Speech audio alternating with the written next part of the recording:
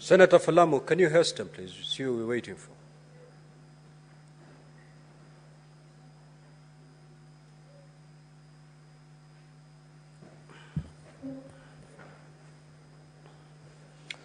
Honorable Senators, I wish to welcome you to this special sitting of the Senate. This special sitting has been convened to undertake urgent legislative business which requires to be dispensed with.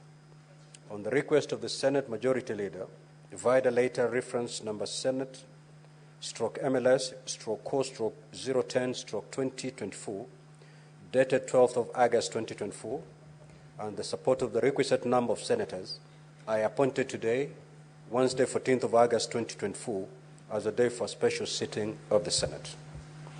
The appointment was made via Gazette Notice number 10122, dated the 13th of August 2024.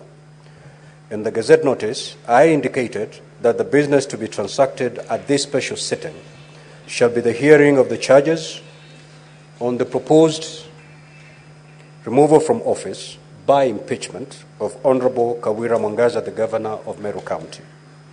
Honorable Senators, in accordance with Standing Order 33.5, the business specified in the Gazette Notice referred to above and as outlined in the order paper shall be the only business before the Senate during the special sitting. At the conclusion of business today, the Senate shall stand adjourned until Tuesday, the 3rd of September 2024 at 2:30 p.m. in accordance with the Senate calendar. I thank you. Next order. Order number 3, messages.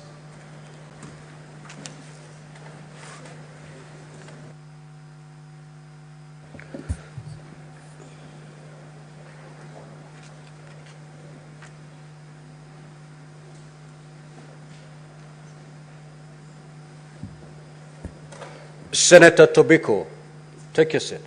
Take your seat.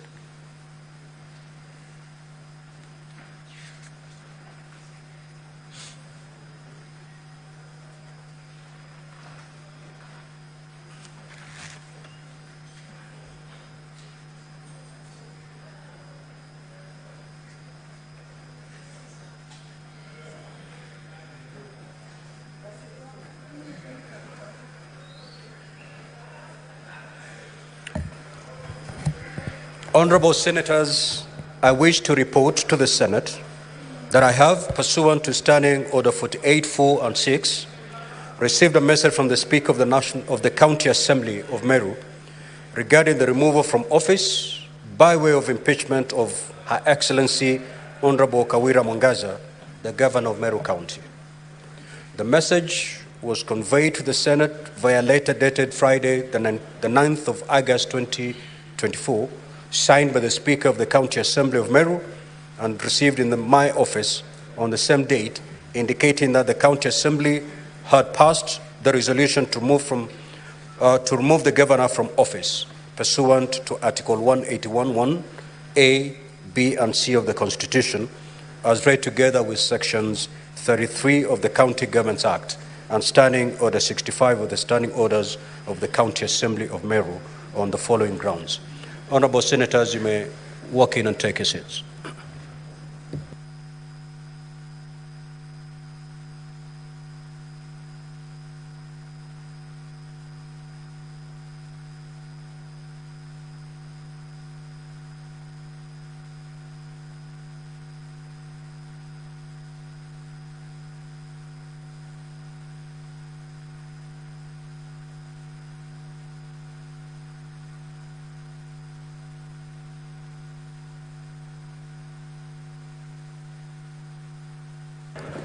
Order, Honorable Senators.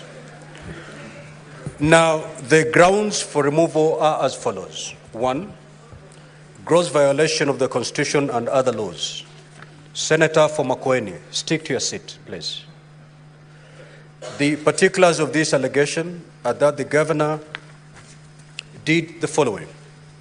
Violated Articles 10, 10.2, 27, 41, 47, 73, 232, 235, 236, and 251 of the Constitution by illegally revoking the appointment of CPA Virginia Kawira Miriti as Secretary/CEO of the Meru County Public Service Board without the requisite vote from the County Assembly, thus usurping the powers of the Assembly.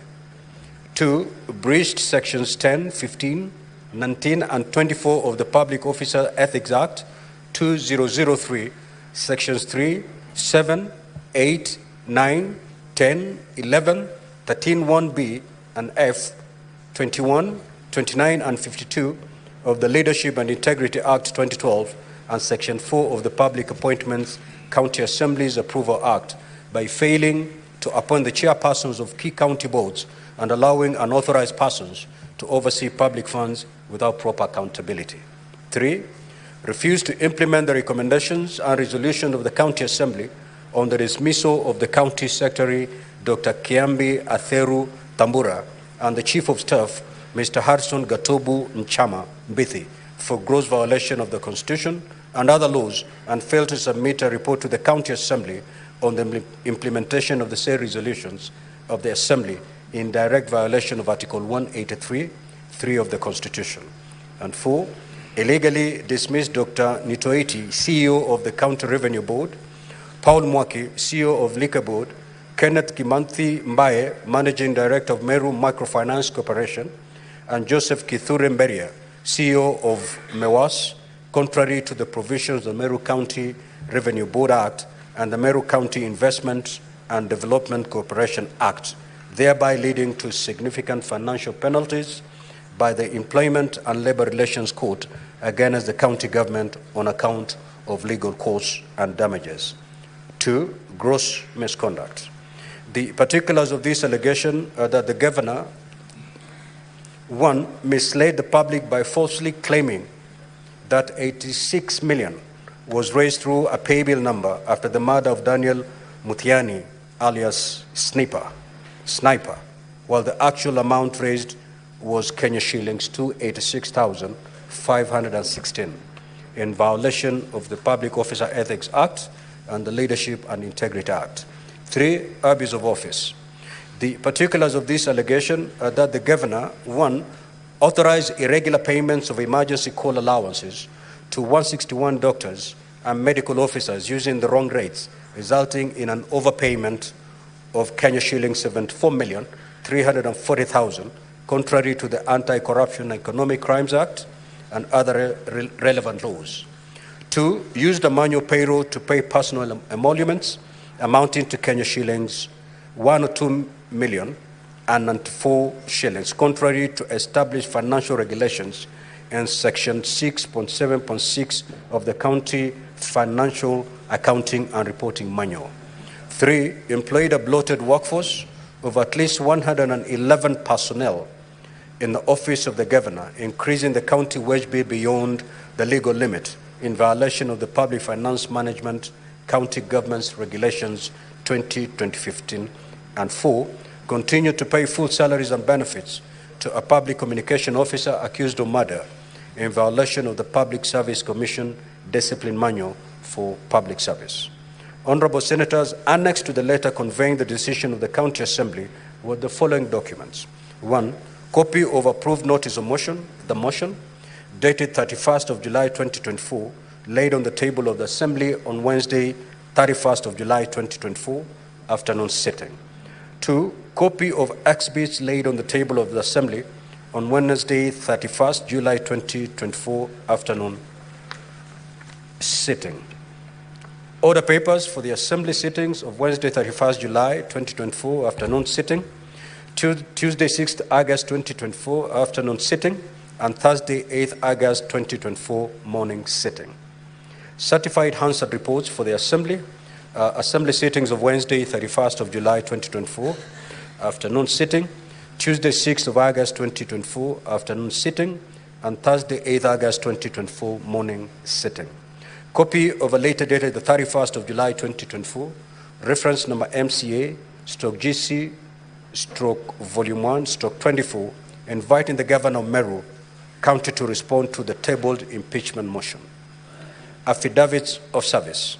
Copy of affidavit of service by Mr. Benson Kinyongure, serving Her Excellency the Governor of Meru County with an invitation letter and a copy of the laid notice of notice of impeachment motion on behalf of the Speaker, County Assembly of Meru. Copy of affidavit of service by Mr. Joel Maitehia Murkunga, serving Her Excellency the Governor, Meru County, with a copy of a laid notice of impeachment motion on behalf of Honorable Zipporah Kenya, and C, copy of a letter dated the 6th of August 2024, reference number MCA/GC/volume 26, forwarding to Her Excellency the Governor a copy of the laid report on the public participation on the notice of motion. Certified copy of a form for verification of signatures for members in support of the motion for removal of the Meru County Governor by impeachment, dated the 8th of August 2024, made pursuant to the provisions of Standing Order 65-4. Certified copy of the roll call vote on the motion for impeachment of Her Excellency Governor Meru County, held during the Assembly sitting of Thursday, 8th of August 2024. Documents table during the debate on the motion for removal of the Governor Meru County by impeachment. Appointment letter for one Matiri Kenneth Mutua, dated 13th of February 2023, reference number CGM/CBSP/Apt/Volume 3/2023 into brackets 2022. A copy of a letter dated the 6th of August 2024, reference number CAM/GN/Volume 7/40. C, copy of a letter dated 31st of July 2024, reference number CGM/CS/CA023/26, Volume 1.3 into brackets 390. D, copy of a letter dated the 7th of July 2024, reference number CAM/GEN/Volume 7/39. A, copy of a letter dated 15th of July 2024, reference number CGM/CS/CA, Volume 3/023/382. F, copy of a letter dated the 31st of August 2023, reference number CAM/GEN/Volume 6/187. G, copy of a letter dated the 31st of August 2023, reference number CAM/GEN/Volume 6/188. H, copy of a letter dated the 20th of July 2023, reference number CAM/GEN, Volume 6/168. And lastly, a copy of a letter dated the 18th of June 2023, reference number CGM/CS/CA/Volume 1/023/17. Evidence of public participation. A, JHUA Technology Flash Disk 32 GB, containing video and extras of evidence in the particulars alleged in the motion, as well as video voice adverts on the public participation on the motion run on various radio and TV stations. B, pictures and videos of various public participation, 4 are held on Monday, 5th of August 2024, contained in the accompanying flash disk. C, copy of public participation report dated the 6th of August 2024 and laid on the table on Tuesday, 6th of August 2024, that is the afternoon sitting. D, written/printed memorandum from different wards and regions submitted to the County Assembly during the public participation exercise on the motion, submitted both in support and against the motion. The memoranda inclusive of submissions received via email, minutes, attendance, registration sheets, and registration forms for memorandum of the public participation held on Tuesday, 19th of December, 2022. Soft copy of the 3rd edition, standing orders of the County Assembly of Meru, contained in an accompanying flash disk. Honorable Senators, in terms of the way forward, following the reading of the charges against the Governor, Standing Order 81B of the Senate, Standing Orders, as read together with Section 33(3)B of the County Governments Act, give the Senate 2 options on how to proceed with this matter. The Senate may, A, by resolution, appoint a special committee comprising 11 of its members to investigate the matter, or B, investigate the matter in plenary. The Senate Majority Leader will, at an appointed time during this sitting, give a notice of motion for the establishment of a special committee. Should this motion be carried, the special committee will be required under Section 33(4) of the County Governments Act and Standing Order 82 of the Senate to investigate the matter and to report to the Senate on whether it finds the particulars of the allegations against the governor to have been substantiated. In the event that the motion of the establishment of the special committee does not pass, the fallback position is that the Senate shall proceed to investigate and consider the matter in plenary. In this event, I will appoint the dates on which Senate will sit in plenary to hear and determine the charges against the governor.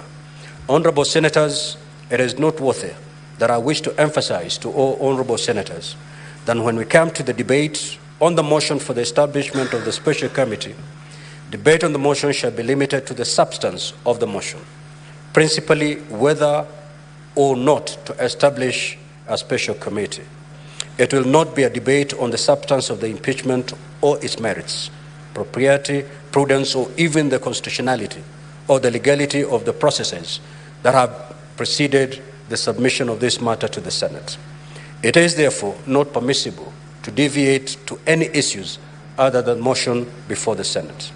In the meantime, and during the pendency of the impeachment process in the Senate, I wish to caution honorable senators to desist from publicly commenting on the merits or demerits of the impeachment motion before the Senate. Doing so will amount to anticipation of debate, which is an infringement of Standing Order 99. Therefore, it shall be out of order within the meaning of Standing Order 122 for any senator to make comments, whether written or spoken, in any relation to the conduct of the governor or the impeachment process, which it's outside the confines of the impeachment proceedings, as such comments may prejudice the just outcome of the process. Honorable Senators, this is the 5th impeachment hearing in the 13th Parliament, and the 3rd one involving the governor in question. In undertaking this mandate, the Senate will be sitting as a quasi-judicial body, and will conduct investigations into the alleged infractions of the Constitution and the law, and thereafter make its determination on the matter. As such, this is a reminder that the impeachment hearing is not just a procedural formality, but a fundamental process that plays a crucial role in upholding the principles of democracy and good governance. This hearing is one of the most crucial oversight tools and singular rules of the Senate. Honorable Senators, obviously, this matter is one of immense public interest. I wish to emphatically reaffirm that the Senate will deliberate and reach a decision on this case purely based on its merits. The Senate will uphold the integrity of this process by ensuring objectivity and will not be influenced by external pressures or undue influence from parties outside this chamber. I conclude by urging all honorable senators to exercise the highest level of responsibility on this particular matter. I thank you. Next order.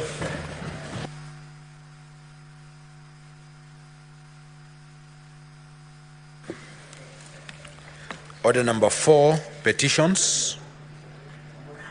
Order number 5, papers.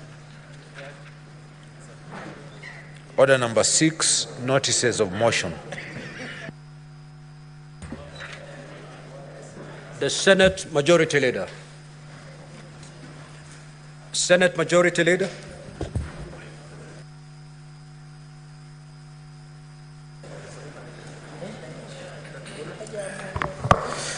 Thank you, Mr. Speaker. Mr. Speaker, sir, I rise to give notice of the following motion, being the establishment of a select committee to investigate and report on the proposed removal from office by impeachment of the Honorable Kawira Mwangaza, the Governor of Meru County.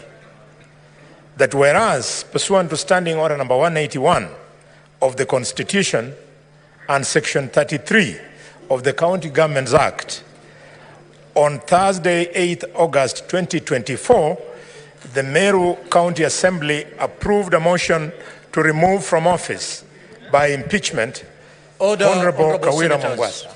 May the Senator for Kakamega be heard in silence, please. The Governor of Meru, and further, whereas by a letter reference MC/RES/ volume 4/79, dated 9th of August 2024, and received in the office of the Speaker of the Senate on Friday, 9th August 2024, the Speaker of Meru County Assembly informed the Speaker of the Senate of the removal of the motion by County Assembly, and further forwarded to the Speaker of the Senate documents in evidence of the proceedings of the Assembly. And whereas, pursuant to Standing Order number 33(3)(b) of the County Governments Act and Standing Order number 81(b) of the Senate by resolution may appoint a special committee comprising 11 of its members to investigate the matter. Now, therefore, pursuant to Section 33(3)(b) of the County Governments Act and Standing Order number 81(b) of the Senate resolves to establish a special committee comprising the following senators. 1.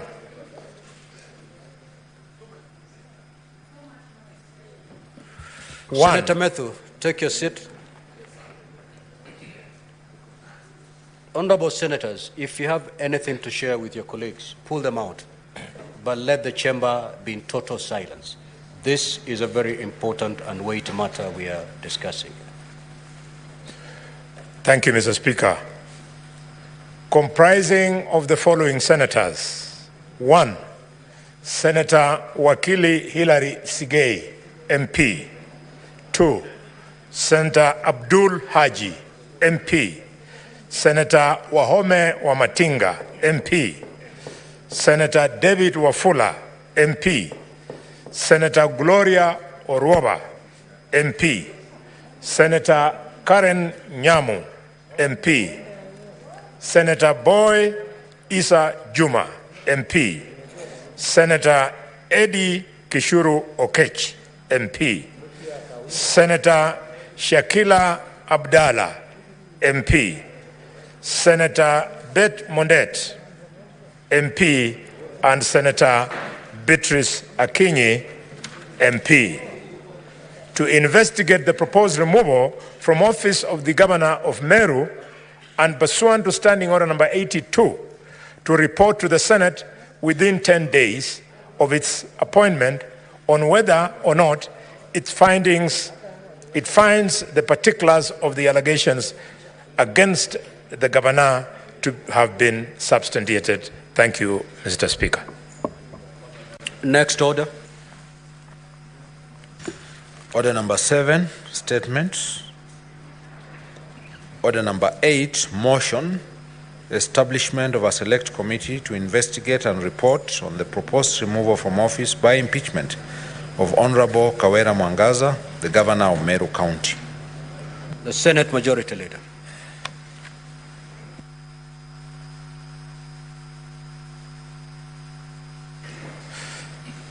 Thank you, Mr. Speaker. Mr. Speaker, sir, I rise to move the motion on the establishment of a select committee to investigate and report on the proposed removal from office by impeachment of the Honorable Kawira Mwangaza, the Governor of Meru County.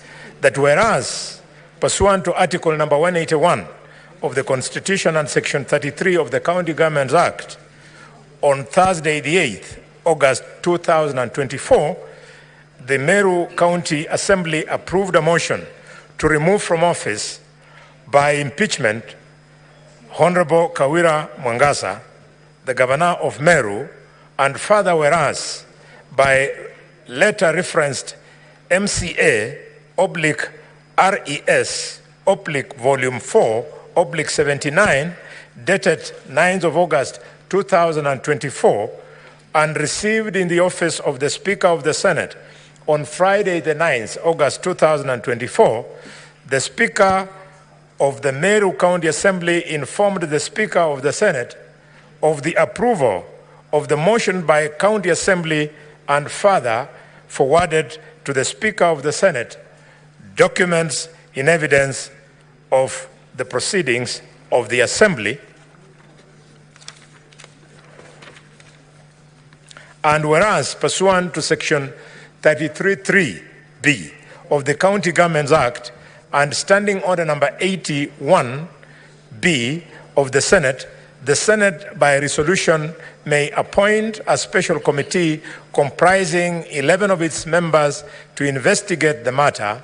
Now, therefore, pursuant to Section 33(3)(b) of the County Governments Act and Standing Order Number 81(b), the Senate resolves to establish a special committee comprising the following senators. 1.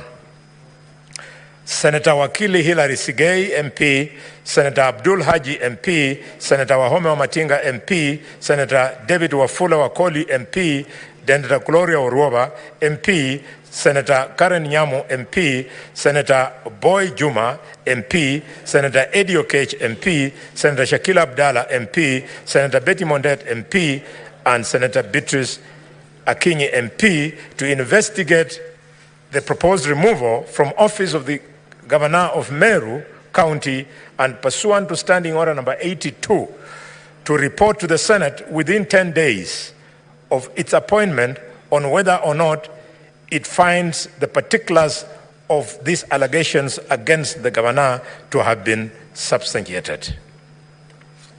Mr. Speaker, as you pointed out clearly when you are reading out these charges, this is the 5th time that the Senate is being called upon to discharge this oversight responsibility. And because members are already familiar, and this is purely a procedural motion, Mr. Speaker, I do not want to belabor it, but I want to ask colleagues to reflect on this motion, whether we shall be doing the very best of what is expected of us if we allow a special committee to inform us, or whether we should go the plenary way. Whichever way you decide, the office of the leader of the majority, and indeed in consultations with the office of the leader of the minority, we will oblige. We have no preferred position. Mr. Speaker, I would like colleagues to view the list of the names of these senators here not as an attempt for us to twist them to go the committee way, but a legal requirement, a procedural requirement that we had to uphold. Mr. Speaker, with those many remarks, I wish to request the leader of the minority, the Honorable retired Justice Madayo, the Senator of Kilifi, to come and second my motion. I thank you, Mr. Speaker.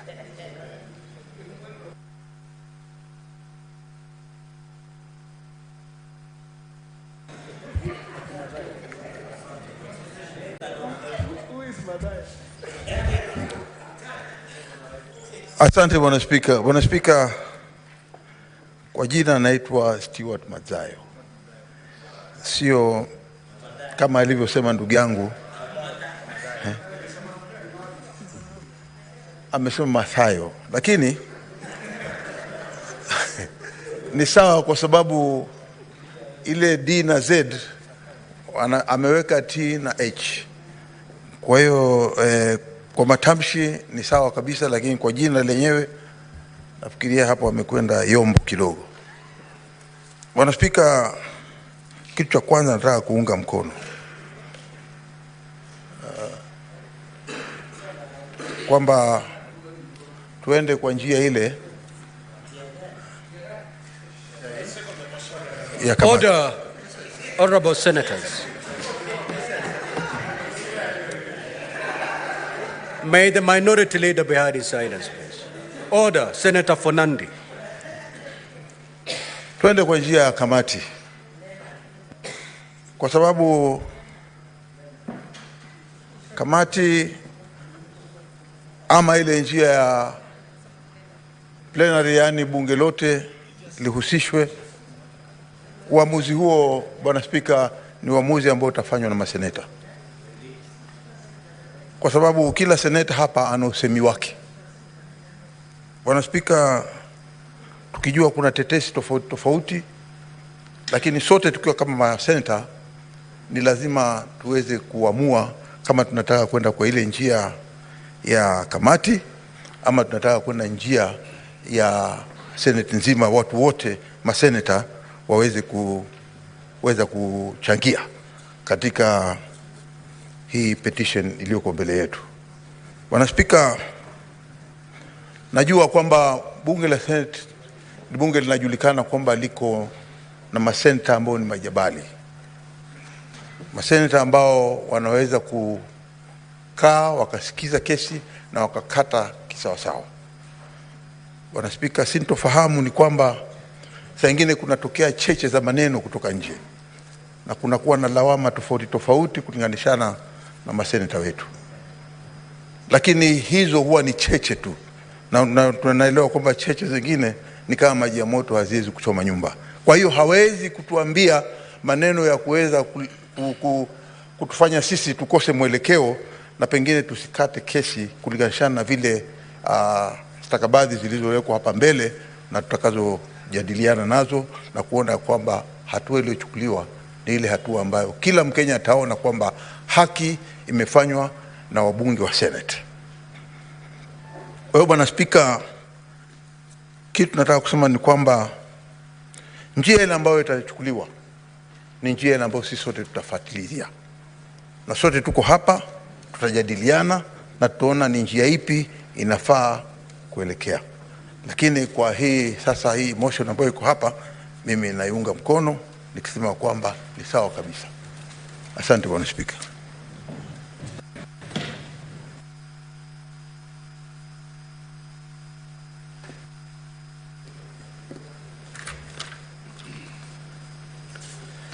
Honorable Senators, I will now propose the question. Whereas, pursuant to Article 181 of the Constitution and Section 33 of the County Governments Act, on Thursday, the 8th of August 2024, the Meru County Assembly approved a motion to remove from office by impeachment Honorable Kawira Mwangaza, the Governor of Meru County. And further, whereas by a letter reference MCA/RAS/Volume 4/79, dated the 9th of August 2024, and received in my office on Friday, 9th of August 2024, the Speaker of the Meru County Assembly informed the Speaker of the Senate of the approval of the motion by the County Assembly and further forwarded to the Speaker of the Senate documents in evidence of the proceedings of the Assembly. And whereas pursuant to Section 33(3)(b) of the County Governments Act and Standing Order 81(b) of the Senate by resolution may appoint a special committee comprising 11 of its members to investigate the matter. Now, therefore, pursuant to Section 33(3)(b) of the County Governments Act and Standing Order 81(b), the Senate resolves to establish a special committee comprising the following senators. 1. Senator Wakili Hilary Sigei, MP. 2. Senator Abdul Haji, MP. 3. Senator Wahome Wamatinga, MP. 4. Senator David Wafula, MP. 5. Senator Gloria Oroba, MP. 6. Senator Karen Nyamu, MP. 7. Senator Boy Issa Juma, MP. 8. Senator Eddie Okech, MP. 9. Senator Shakila Abdallah, MP. 10. Senator Beth Monteti, MP. And 11. Senator Beatrice Akinyi, MP. This to investigate the proposed removal from office of the Governor of Meru County and pursuant to Standing Order 82, to report to the Senate within 10 days of its appointment on whether or not it finds the particulars of our delegations against the governor to have been substantiated. The floor is now open for honorable members to investigate. What is your point of order, Senator Wambua? Senator of Nandi, the Speaker, is also making a funny. What is your point of order, Senator Wambua? The Speaker, I stand on the strength of a Standing Order 111, reading the mood of the House. Senators have already almost made up their minds on what they want to do on this motion. That we limit debate, the Speaker, on this matter. I'm not saying that you put the question. I'm on the floor. I'm not saying that you put the question. I'm saying, the Speaker, I propose that we limit debate to maybe 3-5 minutes, so that members can just take a vote on this. But that's procedure motion, this Speaker. Yes. Order, honorable senators. There is a motion that has been proposed. We need to discharge of it. And the motion is a motion to limit debate. Ordinarily, honorable senators, each of you has 20 minutes to contribute. We may limit the 20 minutes to 3 minutes so that as many of you can be able to take to the floor. Do I have your concurrence on this? We shall now proceed with the debate, with each senator speaking for not more than 3 minutes. If we can do 1 minute, the better. Senator Manzo Daniel. Senator Manzo Daniel. Order, Senator Fernandi. Thank you, Mr. Speaker. If you have nothing to say, your colleagues have something to say. Thank you, Mr. Speaker. Mr. Speaker, I want to say that I raised to state that I had an opportunity to participate in a select committee, and also I had an opportunity to watch debate go on the floor of the House. And Mr. Speaker, in my assessment as a legislator who has been in the House for quite a number of years, Mr. Speaker, I go on to say that there's nothing wrong with the names which have been proposed. They are, in fact, very well balanced opinions from the country. But, Mr. Speaker, bearing to the two experiences, I think, Mr. Speaker, it is better to have the plenary deal with this matter, bearing in mind, Mr. Speaker, that we've had the Governor Kawira here 3 times, Mr. Speaker. Mr. Speaker, I really don't want to take a lot of time here. I think for interest of justice and for fairness and for the country to follow the proceedings clearly and in open manner, so that when a final decision is made, Mr. Speaker, even the person, whether for or against, everyone finds that the Senate have done justice. Mr. Speaker, the Senate stands for devolution. We want the county of Meru to succeed. And Mr. Speaker, I propose that we go the plenary way and say that, Mr. Speaker, we are looking for justice for Meru, so that they could have expediency and that the county of Meru may succeed in its endeavors. I thank you, Mr. Speaker. Senator Kinyua. Asante Bwana Spika. Bwana Spika, mimi naunga mkono seneti yote ijumuishwe katika kuichanganua yale mambo yatakayoletwa katika seneti, Bwana Spika. Kwa sababu, Bwana Spika, ni posa wa Kenya waweze kuona mambo yamewekwa pariwanja, yaweze kuangaziwa vizuri kama vile tulivyofanya katika impeachment zile zingine, Bwana Spika. Kwa hivyo, Bwana Spika, mimi naunga mkono seneti nzima ijumuishwe, Bwana Spika. Na Bwana Spika, kwa sababu Order, honorable senators. Proceed, Senator Kinyua. Okay, asante Bwana Spika. Bwana Spika, kwangu mimi, kwa sababu nimekuwa katika seneti hii, ni vizuri wakati inafanywa katika ikijumuisha maseneta wote, kwa sababu ikipelekwa katika kamati maoni yale watakayoona, Bwana Spika, hailetwi hapa katika bunge, wale watu watakaokuwa tumechagua, Bwana Spika. Na sina shida yoyote na wale maseneta waliochaguliwa, ni watu ambao najua wana ujuzi na uzoefu, wanaweza wakaangazia yale mambo. Lakini ikifanywa katika seneti, maneno yote yawekwe pariwanja, watu waweze kuona, Bwana Spika, itakuwa ni vizuri zaidi. Nashukuru Bwana Spika, na asema asante. Senator Olekina.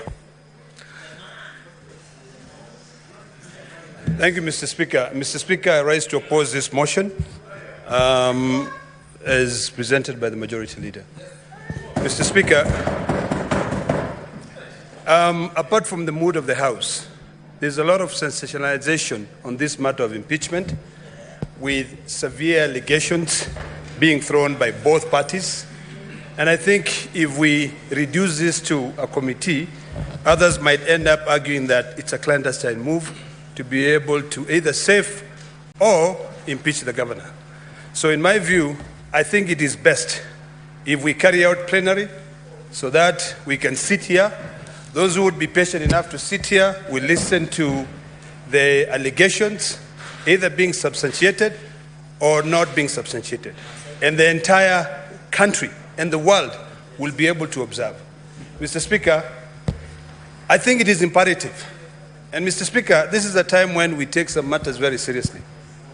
Personally, I have received almost 300 shillings in 1 shilling, 1 shilling, 1 shilling, being greeted by people of Meru. And my job, when I sit here to deal with issues of impeachment, I deal on matters that are brought before myself.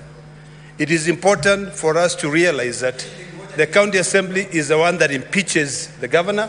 The Senate sits as a jury. So that misconception out there that the Senate is the one that impeaches the governor should actually be corrected. So, Mr. Speaker, with those few remarks, I oppose the motion and I vote for this motion to go on plenary. Thank you, Mr. Speaker. Senator Mungatana. Mr. Speaker, I rise to support the idea that the plenary should sit on this matter, Mr. Speaker, to decide on behalf of Kenyans. Mr. Speaker, this motion is so crucial. It is so crucial that we cannot afford to let it go to a committee. And Mr. Speaker, I am speaking this because there was a similar motion brought in the National Assembly to impeach a cabinet secretary. And the mood of the House in the National Assembly at that time was that the cabinet secretary must go. Then a select committee was chosen. And Mr. Speaker, they came back and said the minister should stay, against the majority of the people sitting in the House. So, Mr. Speaker, let us not go that way. Let us agree on one issue, that it is too important for us to leave it to a committee. Let us go the plenary way, Mr. Speaker. Mr. Speaker, I want to emphasize one thing. It is the County Assembly that impeaches, and it is the Senate that convicts or acquits. We sit here as a court. In fact, in the US, Mr. Speaker, the Chief Justice, when it is the impeachment of the President, it is the Chief Justice who sits on your place to do the actual trial of the impeachment. And Mr. Speaker, the experience that we take from that side, in fact, Mr. Speaker, we cannot, in fact, if you look, we cannot leave this to a committee. Mr. Speaker, let us not have too much debate. Let us agree the matter is too important for us to leave it to a committee. Mr. Speaker, I support that we should go the plenary way. I thank you. Senator Sifuna. Honorable Speaker, I happen to be a member of the SBC, and there's always been debate when we come to this particular juncture on which of the two methods is superior. I think I have held the position that, in my view, the committee way is a far superior way of interrogating these issues than the plenary manner. And I have 4 reasons that I wanted to advance here in support of this thinking. First of all, Mr. Speaker, the Senate is on recess, and I know that people had committed to do other things. It is not fair to drag the entire Senate to sit here just to listen to these allegations. Secondly, Honorable Speaker, many of the people who are shouting plenary here, we have been with them through these processes before. You will be sitting there, and there will be 3 people in this chamber. many of them do not even sit through those proceedings as much as they want to make noise this particular moment and say they want plenary. Thirdly, Honorable Speaker, we saw some... Senator Sifuna, your colleagues certainly cannot be said to be making noise. You can hear them shouting, Honorable Speaker. What do you mean? I am referring to their contribution. It cannot be termed as noise. Let me proceed, Honorable Speaker. I want to address the question of interrogation and the cross-examination of witnesses. This frustration is a frustration that members shared last time when we went the plenary way. And because I have experienced both of those methods, it is my humble view that it is easier, it is better, there is greater opportunity to cross-examine witnesses and to ask questions, supplementary questions, when you go the committee way. Lastly, there was a question that was raised here, Honorable Speaker, on the involvement of our nominated colleagues in decision-making when it comes to this particular issue. And in my view, it is something that you can also give your view. The nominated senators get a greater opportunity to make decision or participate in the decision-making when they are members of a committee as opposed to plenary. Because at plenary, they all know only the elected senators will get to vote. Finally, Honorable Speaker, when I look at the colleagues who have been nominated to this particular committee, the Honorable Sigei, who is the chair of the Legal Affairs Committee, my chair of Energy, Honorable Matinga, Abdul Haji, who is a member of the Speaker's panel, and Wafula Wakoli, Gloria Orwoba, and of course the senators from our side, Honorable Shakila, Honorable Montet, Eddie, Issa, and Honorable Senator Beatrice Ogola.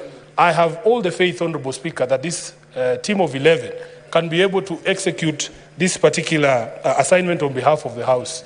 I want to lastly join my colleague Senator Olekina in saying there is no other influence other than the evidence and the allegations that is going to bear on the decision of this House when we sit to determine this matter. So people should stop sending us messages. Honorable Speaker, I don't understand why people are sending us messages from Meru, from all sides, telling us, oh, this is so and so, this is so and so. Senator Mundigi.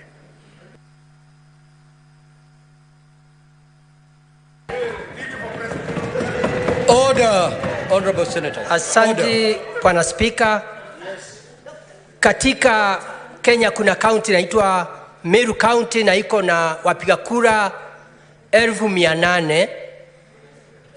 Bwana Spika, leo sio siku ya kwanza ya kuongea mambo ya Meru. Leo ni siku ya 3. Nashangaa sana watu nikisikia watu wakisema twende watu 11. Kenya yote katika kaunti 47 inaangalia vile tutaamua hii kesi ya Meru. Kwa sababu ya kipindi ya miaka 2 watu wa Meru wamehangaika, wameumia. Sio safari ya kwanza Governor Kawira kuletwa hapa, hii ni mara ya 3. Tulisema wakati wa pili tulimpatia onyo, tukamwambia aende angalie katika Biblia 1:18 njoo tusemesane, waende waongee na makanisa, waongee na MP na MCA, waweze kusemesana, waweze kuona vile watasaidia kaunti ya Meru. Sasa ni safari ya 3. Ningeomba mimi kama Senator wa Embu County naunga mkono tuweze kwenda kusikiza Kawira tukiwa maseneta 67, kwa sababu ni watu tuko na unjuzi wa kuamua aidha Kawira amefanya makosa mara ya 3 ama hajafanya. Kwa sababu sioni vile our MCA kila dakika usiku na mchana wanaweza kuwa wanakelea Kawira. Mpaka tuangalie vile itakuwa kama amefanya makosa atimuliwe na seneta 67. Kama hajafanya makosa arudishwe. Honorable Senators, order. Senator Mundigi. Now, Senators, honorable senators, in my message that I read to you, and I want to believe that Senator Mundigi was in the House when I was passing that message. Our contribution should be limited on whether or not we should go the committee way. Leave Meru out of this debate for now. Senator Wambua.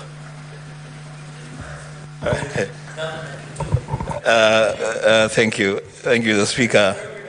I don't know what the excitement is about. Mr. Speaker, I stand to oppose the motion on the appointment of a select committee to handle the impeachment of the governor of Meru. Mr. Speaker, for a good reason. You know, the Senate does not exist in a vacuum. We live in a society, and we have ears, we listen. We hear what people are saying, we see what is happening. Mr. Speaker, the matter of the impeachment of the governor of Meru has attracted immense interest beyond Meru, beyond the eastern region. It would be better, Mr. Speaker, that everybody gets to see the proceedings on the floor of the Senate. And as this happens, Mr. Speaker, I want to borrow from the case of O.J. Simpson. And the jury said, if the gloves fit, if they do not fit, you acquit. If the gloves fit, you convict. The Speaker, guided by the evidence and facts that shall be brought here on the plenary, that decision will be made. I vote for the plenary. Senator Chute.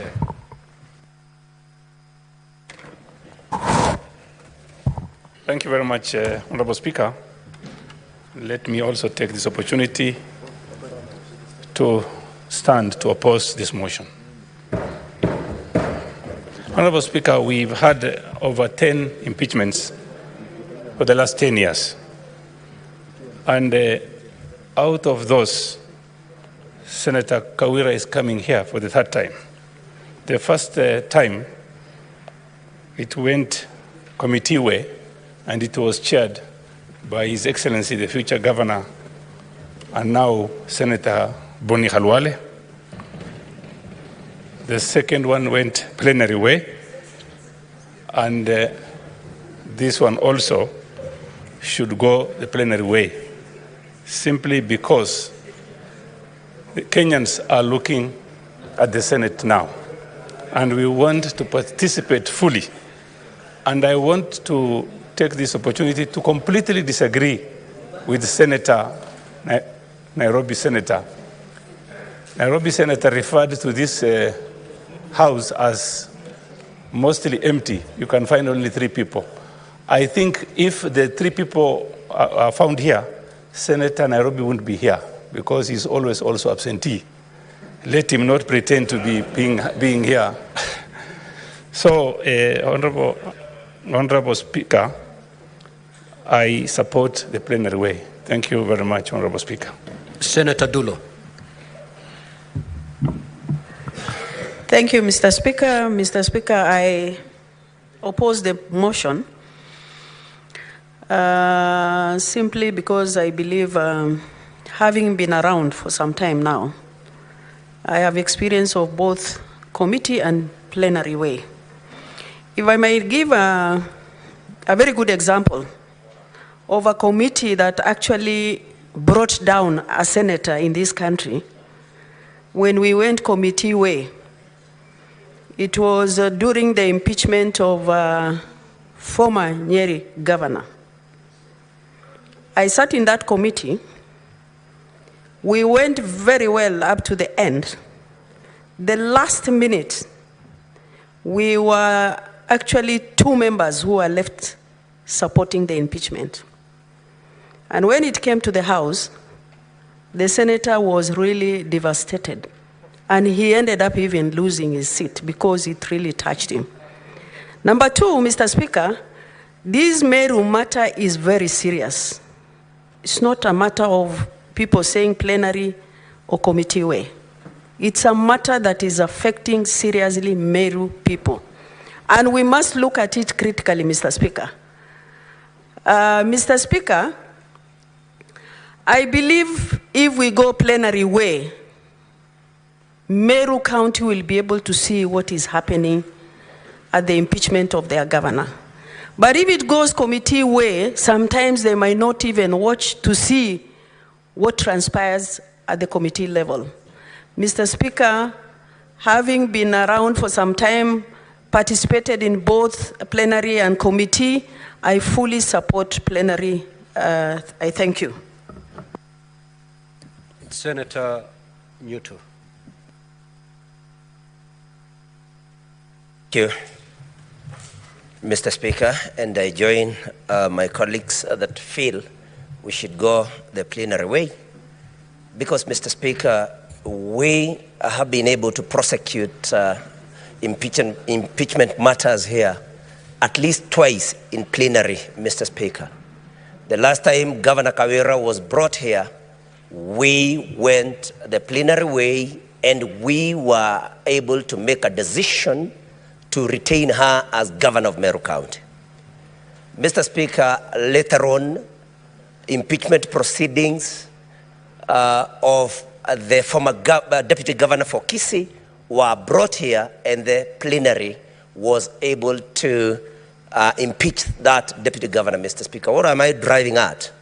I'm just trying to say, Mr. Speaker, that this House has been able to prove itself that it can impeach and it can also stop an impeachment depending on the evidence that is tabled before this House, Mr. Speaker. And so the competency or otherwise of the plenary, Mr. Speaker, has already been proven. Mr. Speaker, the other reason that makes me feel that I need to support plenary proceedings on this matter is the fact that it also accords or affords senators, all senators, an opportunity, Mr. Speaker, to kind of have some training on how to carry out these impeachment proceedings, Mr. Speaker. And some of the evidence that will be tabled here by the County Assembly of Meru, Mr. Speaker, would also maybe has a bearing on what happens in our counties also. And so, Mr. Speaker, this will be an eye-opener to all senators so that they can be able to see what transpires in counties, the things that happens in counties, good or otherwise, Mr. Speaker. And so I think and I strongly feel that we should give every senator an opportunity to be able to participate in these proceedings so that they can get training and they can be able to see whether there is a bearing on what will be brought here and what happens to our counties, Mr. Speaker. And so I stand here to propose, not to propose, Mr. Speaker, but to support the idea of having plenary. By that, Mr. Speaker, I oppose the motion on the floor. Thank you, Mr. Speaker. Senator for Vihiga and Deputy Party Leader.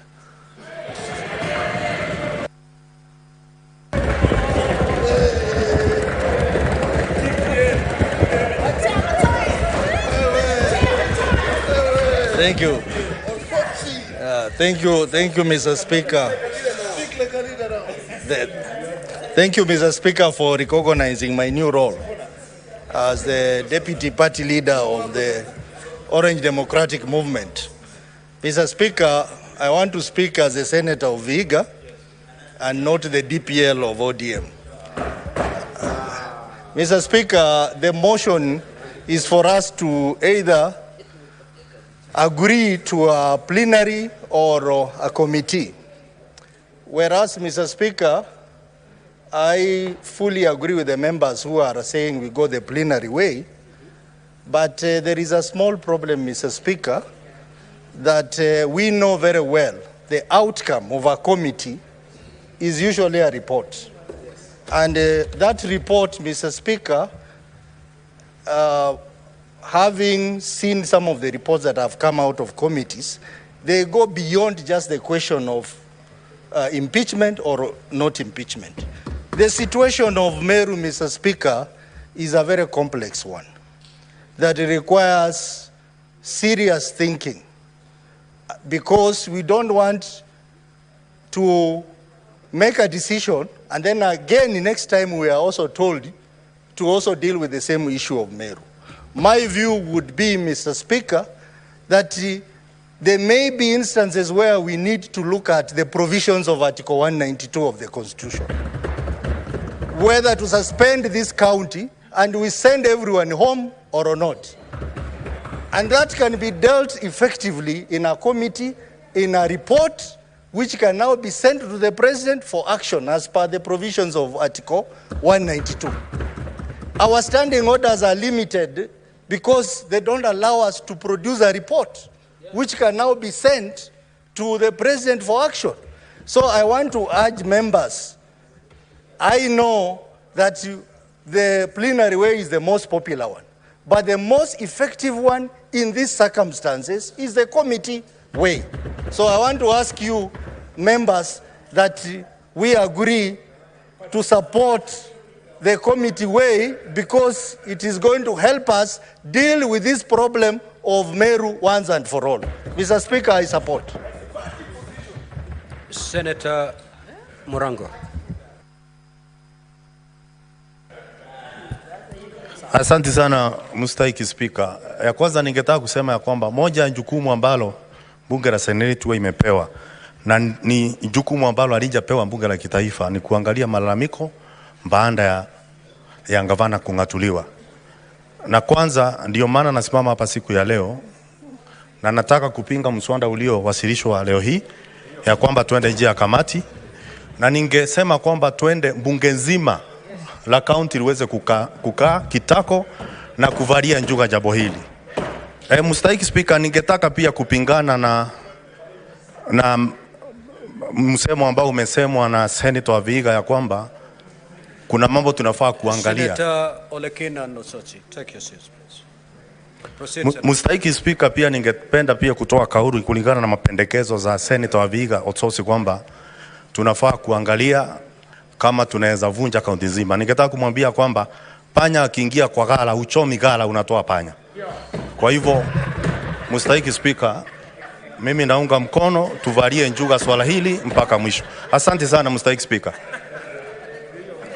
Senator Ogola Beatrice.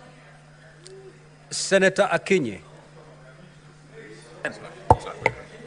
Senator Betsengo. Thank you, Mr. Speaker. I stand to oppose the motion for the following reasons. Mr. Speaker, in this House we are 67 of us, and we are unique, and each of us process information differently. We need the matter to be brought to the plenary so that each of us will process the information, the evidence provided, and will make a very good decision about Meru County. Mr. Speaker, it has been 5 times the governor of Meru has been impeached. We must bring this issue to an end because Meru needs to have services. Meru needs to move forward like the rest of the counties. The second reason, Mr. Speaker, I really want to appreciate the committee members who have been appointed, and it is good. And they are good senators. But, Mr. Speaker, Meru people and the entire country has interest on this issue. What is it so special about Meru? And everybody wants to hear, to see, and know what has been ailing Meru County.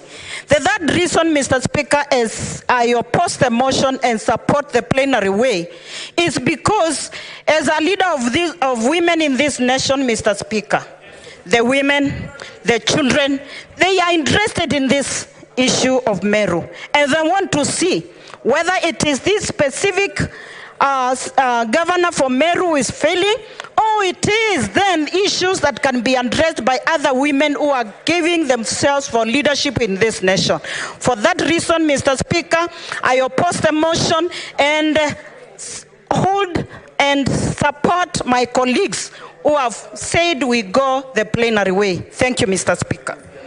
Senator Sigei. Senator Wakili. Thank you, Mr. Speaker, and I rise to oppose the motion to establish a committee. Mr. Speaker, I am aware that I stand a chance to chair this committee of impeachment. However, the interest of the people of Meru and the interest of the entire House is paramount. I therefore, Mr. Speaker, notwithstanding the fact that the honorable members who have been nominated to that particular committee are great leaders, great senators. They can give us the best decision that we can ever have. I still believe that the best to serve the people of Meru in this particular motion is to have this matter dealt with by the plenary. And I know that the honorable senator from Narok, because Mr. Speaker, I sit in the SBC, he's raised concerns regarding a bit of trolling that has already occurred. The only and the best way to serve that particular concern is to ensure that the whole House deals with this matter. And Mr. Speaker, I therefore oppose the motion. Thank you. Senator Muma. Thank you, Mr. Speaker, for the opportunity to contribute. I rise to oppose the motion. Mr. Speaker, I think this matter should be heard in plenary for the reason that it is more serious than we even think it is. It is a precedent-setting matter because Governor Kawira is being brought. It's actually the 5th time, but the 3rd time in the House. It is important, particularly during this time in the country, that we operate very transparently, we discuss the issues very transparently, that every senator is given an opportunity to contribute to the allegations from an informed point of view. Mr. Speaker, I suggest that every senator prepare properly and read as you have guided. Let us be guided by the Constitution and the law. Let us ensure that we deliver justice in this matter to whichever of the groups that are coming. Mr. Speaker, as we do so, I would want to request that you pay attention to something Senator Sifuna has raised. Senator Sifuna raises the fact that the plenary may inhibit the participation of everybody.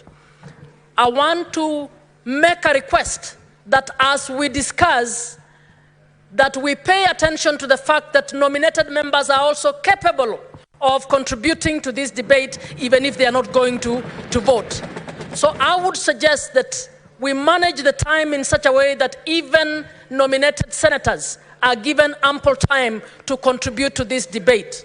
So I suggest that the last time we did, as a few of us really tried to put our hands, but were not able to contribute. I know it may have been because of time, but I'm just putting that out there, that we consider that the House is made of 67.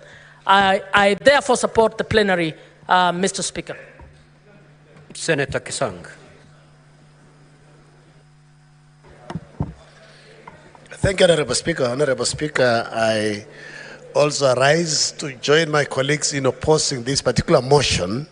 Honorable Speaker, if you remember the last 2 impeachment motions that we had, the one for Kawira and the one for the Deputy Governor for Kisii, they were done in the plenary. And Honorable Speaker, the members, senators were able to follow the substantiation of the allocations, Honorable Speaker, and we made our own decisions in the 2 impeachments, Honorable Speaker. I have also experience, Honorable Speaker, of the committee way. We did for the Deputy Governor for Shire, and I want to confess, Honorable Speaker, that we deliver more justice when we do it in the plenary, because most of all the senators would be able to follow each allocation, Honorable Speaker, and give very informed decision. Honorable Speaker, this is a very difficult time for the Meru people, and I believe they want to follow keenly how the 2 parties will substantiate or will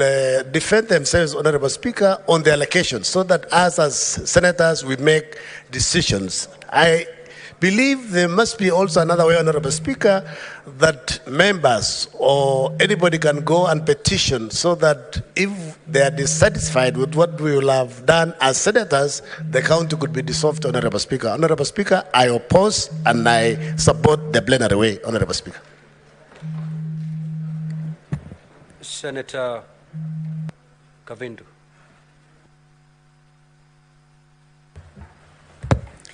Thank you, Mr. Speaker, for giving me this opportunity to contribute to this motion, which I oppose. Mr. Speaker, this is a very sensitive and delicate matter where the governor has been brought here 3 times. And Mr. Speaker, the reason why I oppose committee way is because all Kenyans will be following what will be happening in this house. And so it is very important for it to be in plenary so that everyone can follow, even the Meru people can follow clearly what will be spoken here by all the lawyers and from the governor and from the county, and also how the senators will interrogate the matter. Mr. Speaker, I oppose and I say this should be the plenary way. Thank you, Mr. Speaker. Senator Wamatinga. Senator Sifuna, what is your point of order? Honorable Chair, I didn't want to shout over my colleague from Machakos, but I thought she was misleading the public by creating the impression that somehow, if a matter is dealt with in committee, the public cannot follow. In fact, it is a requirement of the Constitution that Parliament and all its committees in their proceedings allow the public to be able to follow. And in fact, even impeachments that have been done by committee, there was still live coverage of those proceedings and they were open to the public. So I thought, Honorable Speaker, that that was a misleading statement. Senator Wamatinga. Thank you very much, Mr. Speaker, sir. I also rise to oppose the motion.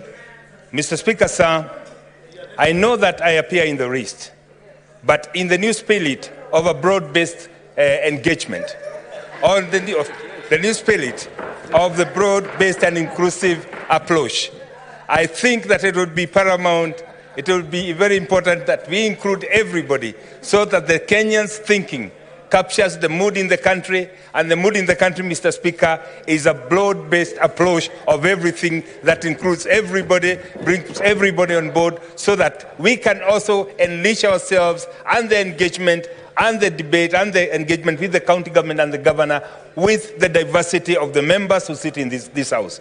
Mr. Speaker, sir, committee way is also a very, very effective way. But there is this narrative now based on the new mood that larger and bigger is better. And that's why you see, Mr. Speaker, we have decided also to include the members of the other side into the government so that we can be seen to not only be accommodative, but to capture the spirit of the Gen Zs, which includes tribeless and headrest, and most importantly, where everybody is included. Thank you, Mr. Speaker. Senator Eddie Okech.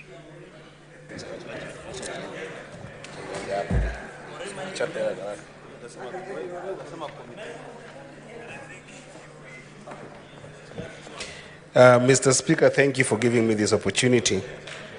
Mr. Speaker, what we are discussing here is provided for under the standing orders of this House, procedure for removal of a governor, that is standing order number 80.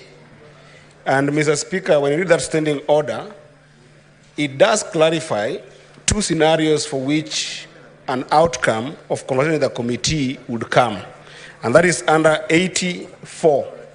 It says that when a committee decision or outcome comes as a governor stands impeached, then the matter shall rest there. But when otherwise, the governor, when the committee decides that there was no substantiation for the governor to be impeached, the matter rests at that. But if otherwise the governor is impeached, the House then gets a chance to further interrogate each of those charges for which the impeachment was executed. Now, I want to call this House to either think about ourselves as senators or think about the people of Meru as the people of Meru. And I'm not talking about this because I have been suggested to be in the committee. I'm talking about this because the people of Meru, if we are not careful, will go through 5 years of never getting the service for which the counties was intended. We must call ourselves to order, and we must call ourselves as senators to ask ourselves, do we want to be involved in this process, or do we want to be engaged in this process? An engagement process is just like a plate of bacon and eggs. If you look at a plate of bacon and eggs, the chicken is just involved. You're looking very good today. But the pig is committed. In the sense that for us to get justice of the people of Meru, I believe that we must go the committee way, where if we go to the committee, we can interrogate these matters, not only to make a decision whether the governor is standing impeached or otherwise, but to be able to give a proper provision for which we can get a lasting solution for Meru people. And that will come in a more engaged pattern that allows this house to be informed on broad-based issues within Meru, not broad-based issues within this parliament or within this house. So therefore I support the committee way to go and interrogate and come back to this house. I thank you, Mr. Speaker. Senator Meru. Thank you very much, Honorable Speaker. This particular house in this matter concerning impeachment has gone full cycle. We have seen this committee deal with this matter, this house deal with this matter the committee way. We have also seen this house deal with the matter on plenary. And Honorable Speaker, even though I have been a very ardent supporter of committee, because I feel that they are able to look at the matters more closely, just as Senator Sifuna said, this matter is too weighty to be left on the shoulders of 11 members. If anything, Honorable Speaker, even the members that have been proposed to be in that committee, already themselves, they are not even willing. They have said that they don't even support the committee way, including the proposed chairman, Honorable Sigei, Honorable Speaker. But more substantively, Honorable Speaker, there are two matters that I think inform my own decision of not supporting the committee way. Number one, this is not the first time that you are dealing with the matter of the impeachment of the governor of Meru. It is actually the third time, as you have correctly put it. We as senators have already voted on this matter in the past. How certain are we, Honorable Speaker, that the people of Meru or the governor of Meru will get justice if we just have 11 of us, some who have voted on this matter, some who have not voted on this matter, if the people of Meru or even the governor of Meru will be able to get justice. So I feel that the justice will be served to the people of Meru and the governor of Meru if we look at this matter in the whole house. The second matter, Honorable Speaker, and I would actually wish that I get your direction and I get your ruling on this particular matter, because Article 123 that talks about our voting, each county delegation shall have one vote to be cast on behalf of the county by the head of the delegation in the absence of the head of the delegation by another member of the delegation. Honorable Speaker, looking at the membership of this particular committee, I have tremendous respect to all the members that have been proposed in this committee. One of the members is actually a member of my own committee. I know her ability, I know her capability. But, Honorable Speaker, I am inclined to imagine and think that this power that has been given to the head of delegation and can only be used by a member of that delegation when the head of delegation is not there. If these 5 out of 11 nominated members vote on this particular matter and they negate this particular motion, how will I, as a head of that delegation, get an opportunity to vote on this matter? It is on that matter, Honorable Speaker, that I actually feel that you need to give... I have respect, Honorable Speaker, to our nominated colleagues, Honorable Speaker. They are able, they are willing. But when the matter shall come before this House, when we shall be voting, Honorable Speaker, they will contribute. Honorable Mumba has said that they want to contribute on this motion. They will contribute. But in terms of making that decision, it shall be made by the 47 delegations. I will only vote, and a member of my delegation. Senator Kamau Joseph Kithuku. Asante sana Mheshimiwa Spika. Mheshimiwa Spika, nataka nichukue nafasi niweze kuchangia katika mjadala huu ambao zaidi unahusisha sana watu wa kaunti ya Meru. Mheshimiwa Spika, Mheshimiwa Spika, nataka niweze kusimama na kupinga mswada huu na kusema kwamba itakuwa sio mzuri, Mheshimiwa Spika, kuachia watu 11 waweze kuamua hatima ya watu wa Meru, ikizingatiwa kwamba Mheshimiwa Spika, ni mara ya 3 gavana huyu ameletwa hapa katika bunge hili.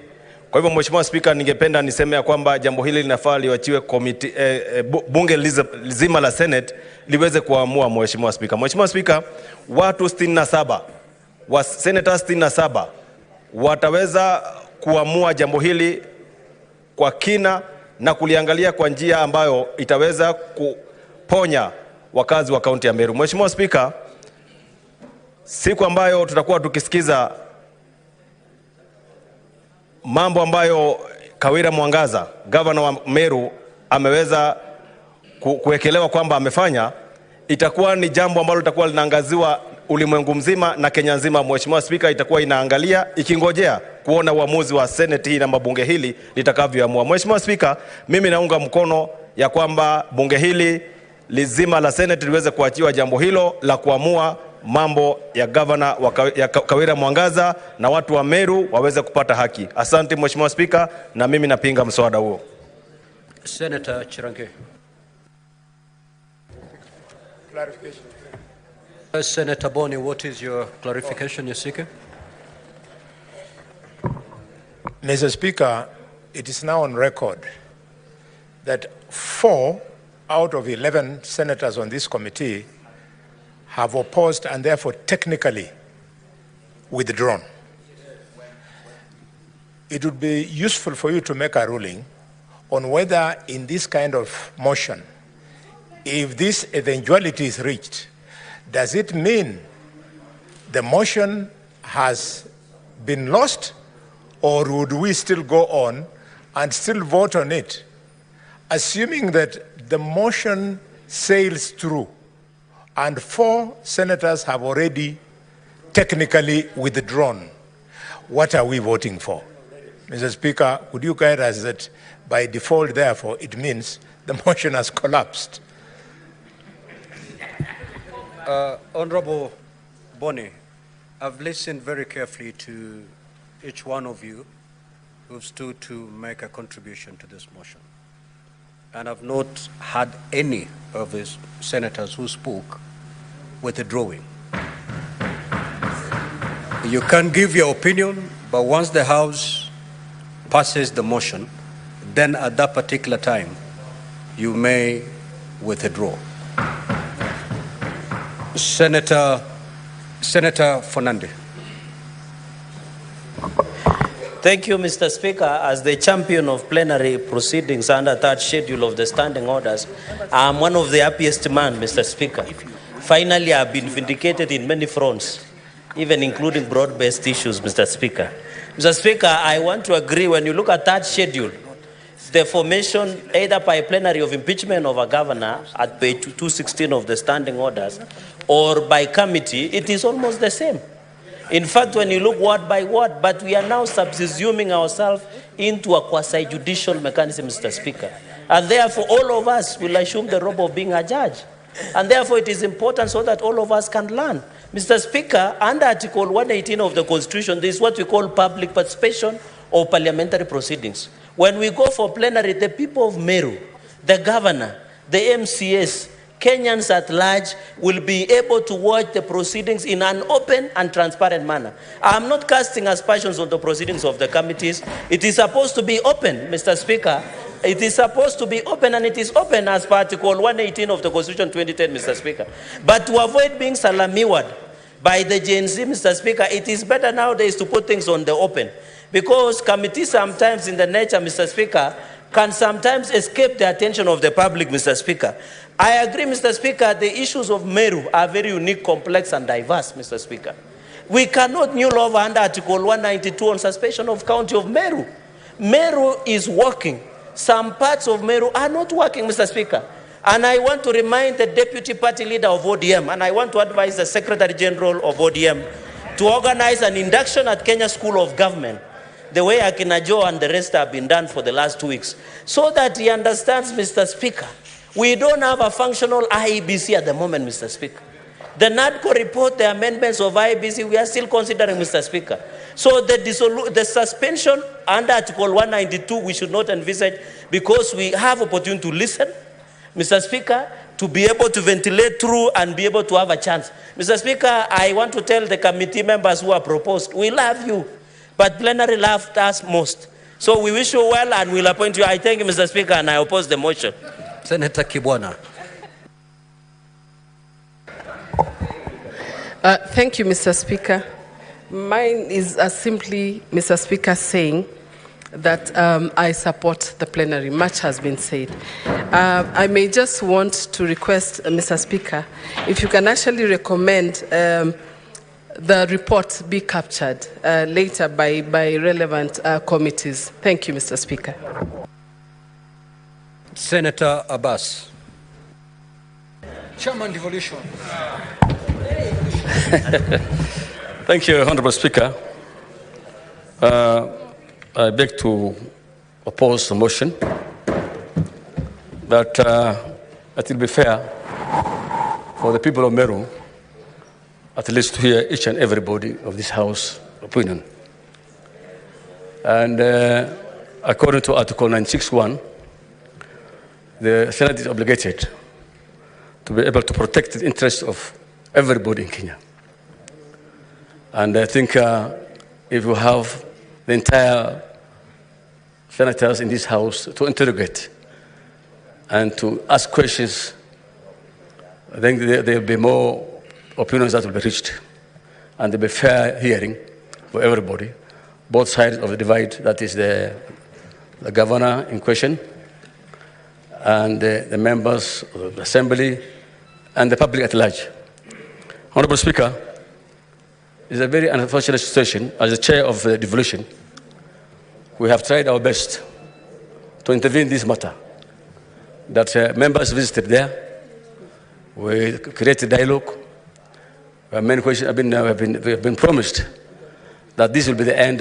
That time when we visited, that this will be the end of the day of that matter. But however, it still continues, and the Meru people are not enjoying their rights and whatever the development they have got. In that matter, I wish to support the motion. I want to oppose the motion, and I will propose that we go the plenary way. Thank you, Mr. Speaker. Senator Gataya Munda, Tharaka Nithi. Honorable Speaker, Meru is bleeding. Meru County is bleeding, Honorable Speaker. This is a very sensitive matter. It's no longer about Meru, it's about the whole country. Kenya is watching all of us. You know, as a House, we must be able to prosecute this matter away from the committee, and I strongly oppose the motion that we should not take the committee route. Let's go the plenary way so that maybe people can see openly what we are doing to make sure that Meru is safe. We don't have a repeat of the same again. So I oppose, Honorable Speaker. Senator Seki. Thank you, Honorable Speaker. I also want to oppose the motion and suggest the option of going plenary way, Honorable Speaker, so that we give chance to the Meru people and the country, the entire country, to understand and even to follow the proceedings so that we uphold the transparency way, and even for them to understand how and why this governor is coming the third time to this House. Honorable Speaker, I stand to oppose the motion. Senator Karen Nyamu. Senator Nyamu.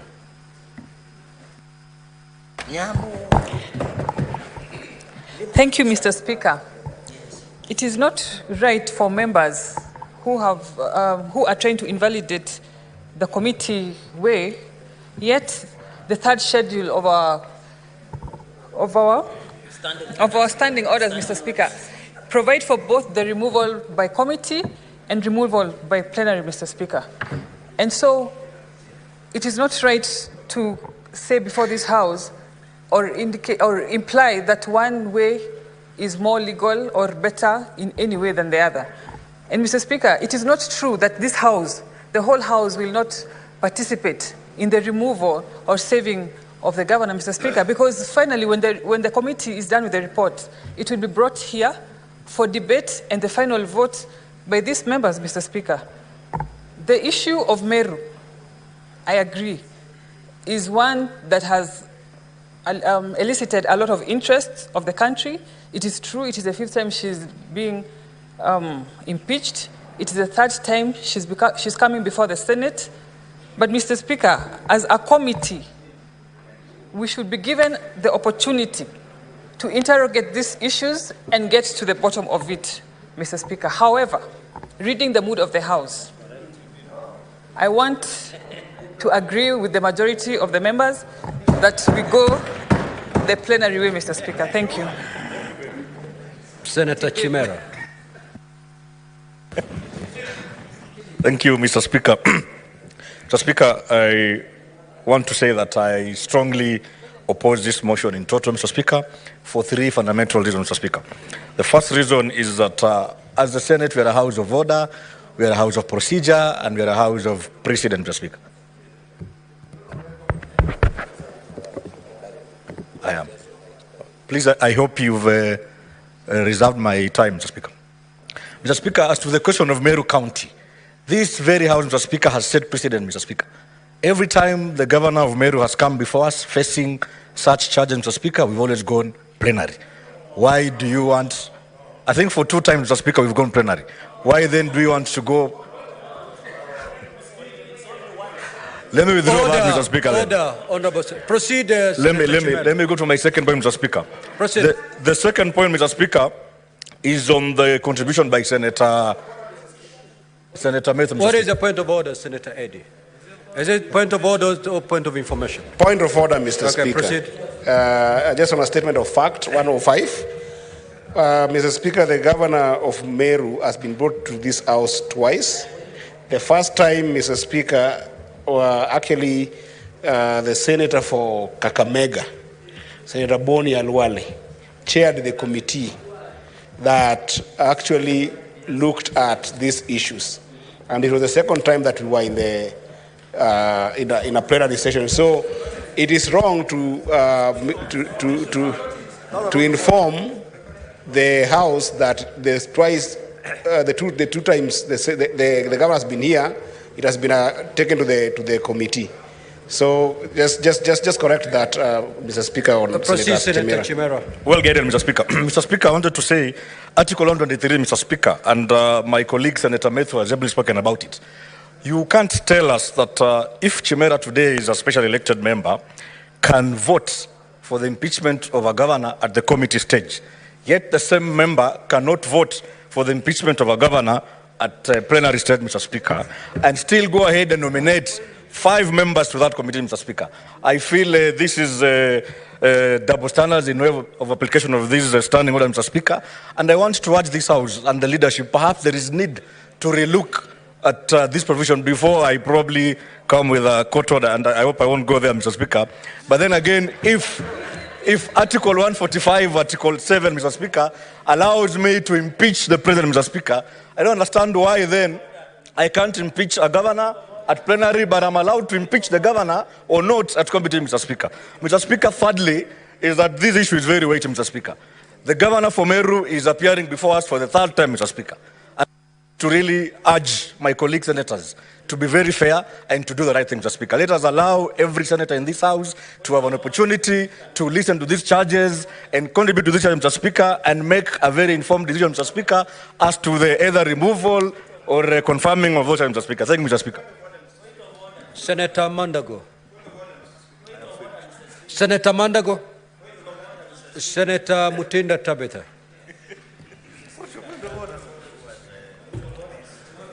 Senator Olekina, how can you raise a point of order? He has long concluded his remarks.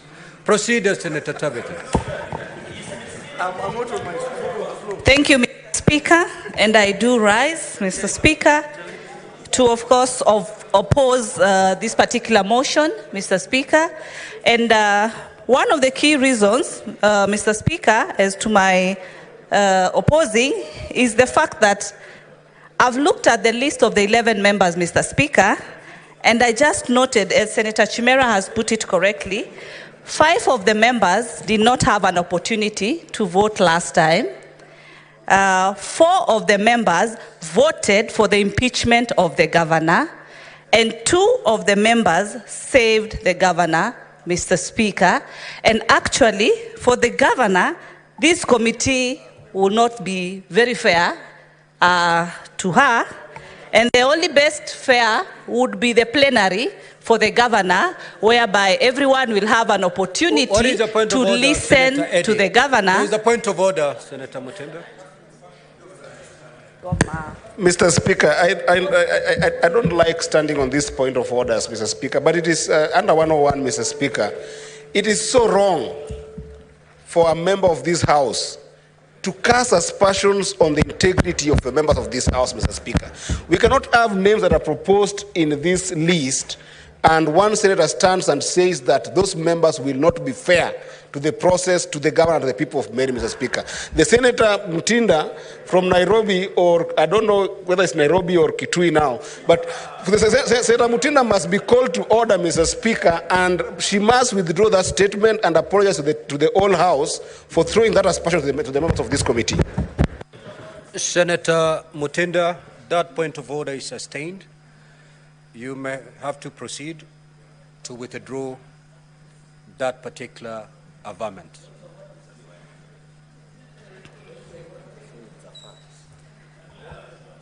Thank you, Mr. Speaker. I withdraw and proceed stating that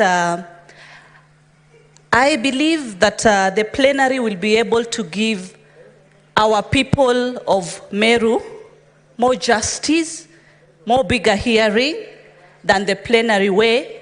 Senator Mutinda, you're still on the edge, and you risk going down the cliff. What you're saying is, are you saying the committee way cannot give justice to the people of Meru? Just proceed and conclude. Yes, allow me to conclude and say and request that during the plenary session, Mr. Speaker, I would really request that colleagues will be in the House, will be able to maximize the allegations that have been presented before this House, so that we can maximally be able to give the Meru people a fair hearing and also a final justice as far as this particular matter is concerned. Order, Senator Fernandez. May the senator be heard in silence, please. Proceed, Senator Mutinda. And lastly, Mr. Speaker, I just looked at the former governors and deputy governors who've been gone through impeachment, and most of them, apart from the governor of Embu, Governor Wambora, who appeared before this House twice, it's only Governor Kawira who seems to be making history in this House by appearing for the third time. And so plenary will be the fairest way for the people of Meru to be able to get justice and hope settle this matter once and for all. Thank you, Mr. Speaker. Senator Rachel Morgo Julius. Senator Miraj.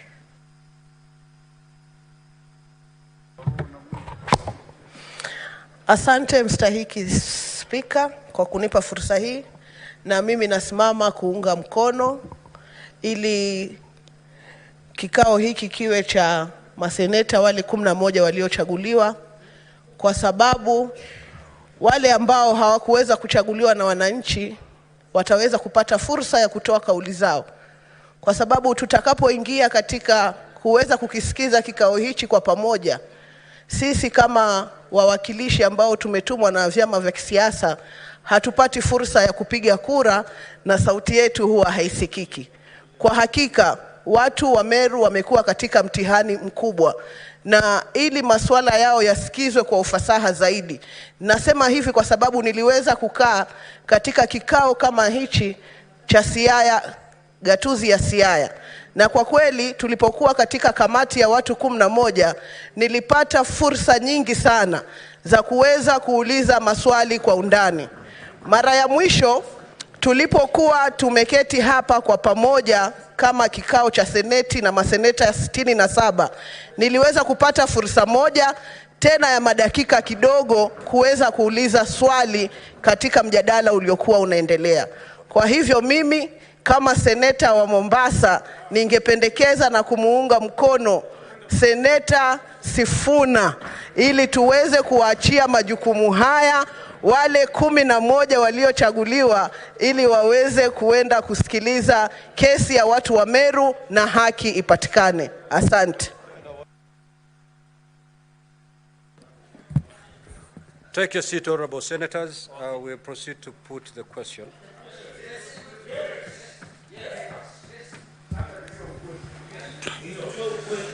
Honorable Senator Omtata Okoit, take your seat, please. Honorable senators, I will now proceed to put the question. That whereas pursuant to Article 181 of the Constitution and Section 33 of the County Governments Act, on Thursday, the 8th of August 2024, the Meru County Assembly approved a motion to remove from office by impeachment Honorable Kawira Mwangaza, the Governor of Meru County. And further, whereas by a letter reference MCA/Res/Volume 4/79, dated the 9th of August 2024, and received in the office of the Speaker of the Senate on Friday, 9th of August 2024, the Speaker of the Meru County Assembly informed the Speaker of the Senate of the approval of the motion by the County Assembly and further forwarded to the Speaker of the Senate documents in evidence of the proceedings of the Assembly. And whereas pursuant to Section 33, 3B of the County Governments Act and Standing Order 81B of the Senate by resolution may appoint a special committee comprising 11 of its members to investigate the matter. Now, therefore, pursuant to Section 33, 3B of the County Governments Act and Standing Order 81B, the Senate resolves to establish a special committee comprising the following senators. 1, Senator Wakili Hilary Sigei, MP. 2, Senator Abdul Haji, MP. 3, Senator Wahome Wamatinga, MP. Senator David Wafula, MP. Senator Gloria Oroba, MP. Senator Karen Nyamu, MP. Senator Boy Isa Juma, MP. Senator Eddie Okech, MP. Senator Shakila Abdallah, MP. Senator Beth Montet, MP. And Senator Beatrice Akinyi, MP, to investigate the proposed removal from office of the Governor of Meru County, and pursuant to Standing Order 82, to report to the Senate within 10 days of its appointment on whether or not it finds the particulars of the allegations against the Governor to have been substantiated. Will as many as of that opinion say aye? Aye. Will as many as of the contrary opinion say nay? Nay. The nays have it.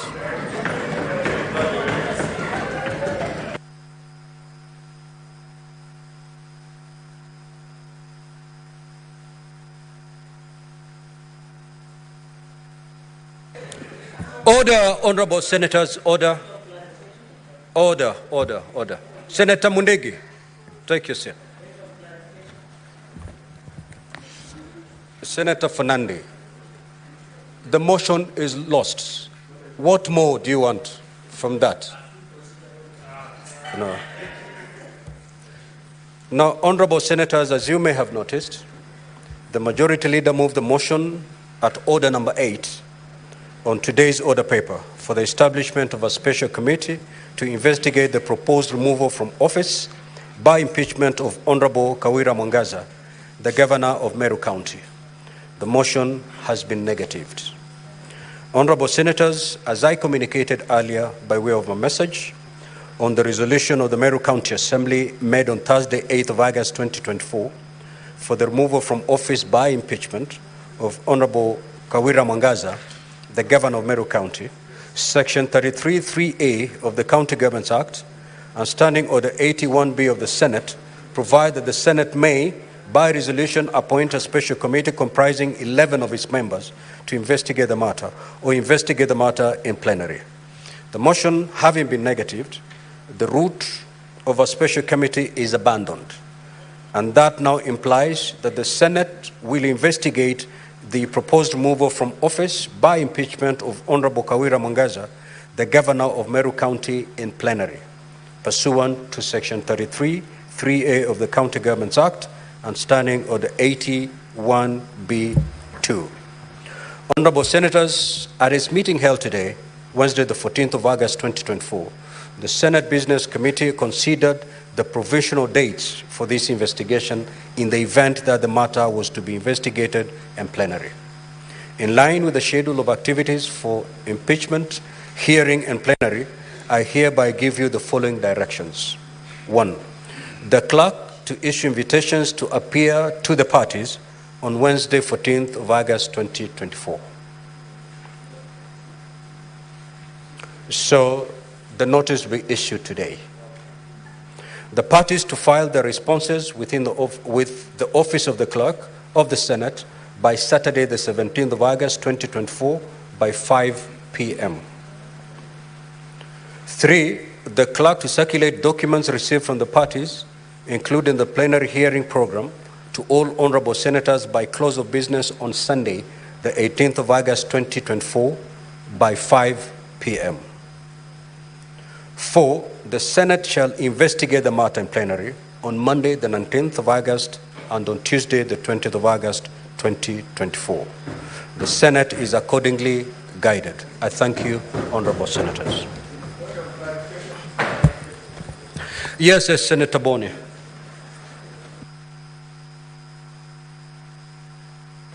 Mr. Speaker, because of the respect that we accord members every time they speak, I have been listening to the contributions, and I have had two nominated senators who have raised a point of common sense.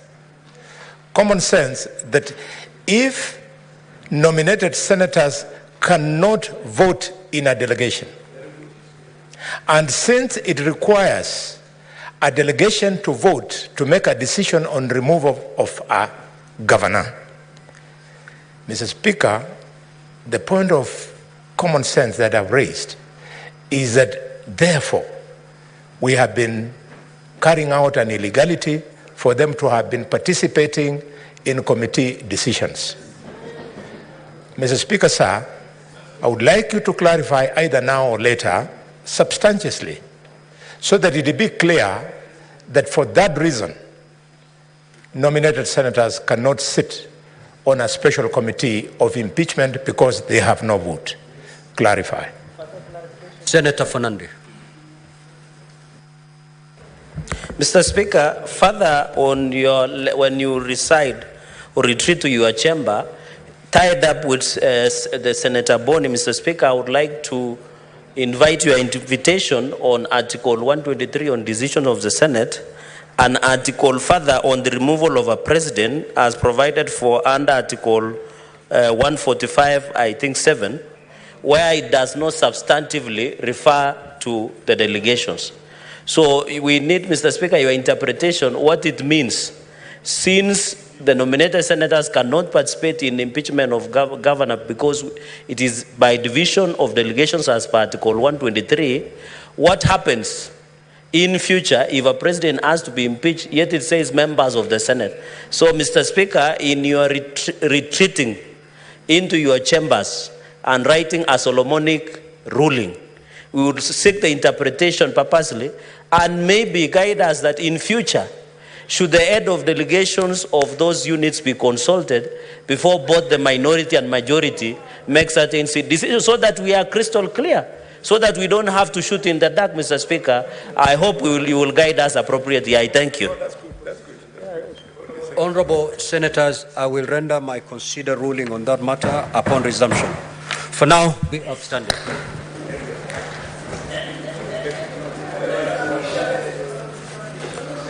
Honorable senators, there being no other business on the order paper, the Senate stands adjourned until Tuesday, the 3rd of September 2024 at 2:30 p.m. Thank you.